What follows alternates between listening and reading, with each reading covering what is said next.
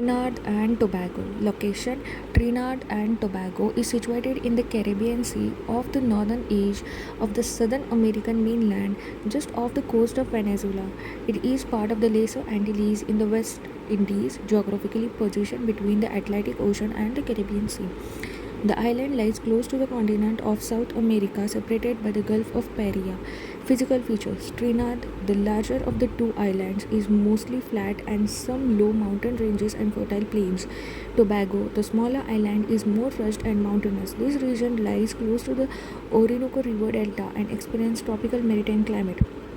Capital: Port of Spain. Demographic aspects: over 35% of the population of Indian descent, largely tracing their roots to indentured laborers brought from India during British colonial period. Thank you. How cat bonds tackle natural disaster. Catastrophe bonds offer financial protection when traditional insurance fails in disaster hit regions like South Asia. What are cat bonds? Hybrid insurance cum debit product. Transfer disaster risk from insurer to capital market. Investors get high returns but lose capital if a disaster strikes. Issued by states, sponsors by intermediaries like World Banks or ADB. Why India needs them? Low disaster insurance penetration. Most Indians uninsured for property or livelihood loss. India face high disaster risk, floods, earthquakes, cyclones. India already allocates $1.8 billion annually to mitigate since 2023. Regional cat bonds. India, Bhutan, Nepal, Bangladesh, and Sri Lanka can reduce loss and increase financial readiness. How they work: the payout triggered when disaster exceeds a defined threshold. Sample: earthquake above 6.6 magnitude. Investor loss principal funds to go to sponsor country. Advantages: diversifies financial risk from traditional reinsurance, attracts global investors interested in non-correlated risk, helpful for extreme climate events like floods, droughts, cyclones, improve post-disaster recovery speeds. What are the limitations of this?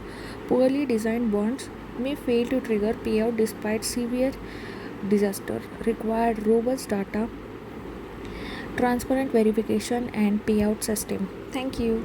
Melting glaciers may trigger volcanic eruption. Study shows Western Antarctica, Iceland, and New Zealand are at higher risk.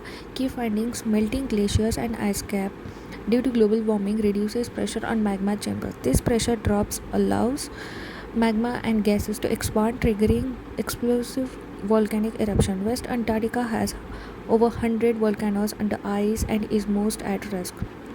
Global evidences and trends: past deglaciation of Iceland saw 30 to 50% higher eruption rates. Volcanoes beneath the ice sheets erupted when pressure drops, most melt. Lower pressure equal to lower melting point of magma and more eruption. Role of precipitation. Precipitation altered by climate change can penetrate underground, reacting with magma and triggering eruptions. Climate feedback effect. Volcanic eruption eject ash and sulfur dioxide into the stratosphere. Ash causes temporary cooling by blocking sunlight. Sulfur dioxide forms reflective aerosols cooling Earth, but sustained eruptions release CO2 and methane, contributing to long-term global warming. Conclusion: a viscous cycle is emerging. Global warming melts glaciers, ice loss triggers eruption. Eruption release GHGs, that is further warming. Thank you.